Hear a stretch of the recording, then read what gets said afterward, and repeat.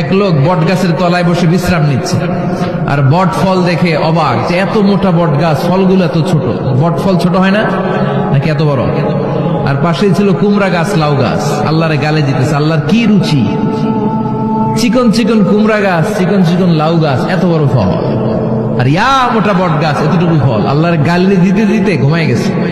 আল্লাহরে গালি মারতে মারতে কখন যে ঘুমাই গেছে নিজেও জানেন। হঠাৎ একটা বট ফল পড়ছে একেবারে নাকে, লাফ দিয়ে উঠেছে।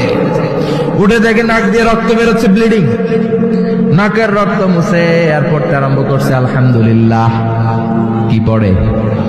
মনে মনে কয়, আল্লাহরে কেন গালি দিলাম? ওই কুমড়া যদি এইখানে হইতো, ওই লাউ যদি এইটার উপরে হতো, কুমড়া যদি একটা নাকের উপরে পড়তো, আমি নিজেই কুমড়া হয়ে যাইতাম। ঠিক কিনা? সুবহানাল্লাহ পড়েন। মা খালাকতা হাযা বাতিলা। এমনি এমনি আল্লাহ কিছু বানায় নাই, যেখানে যেটা যতটুকু দরকার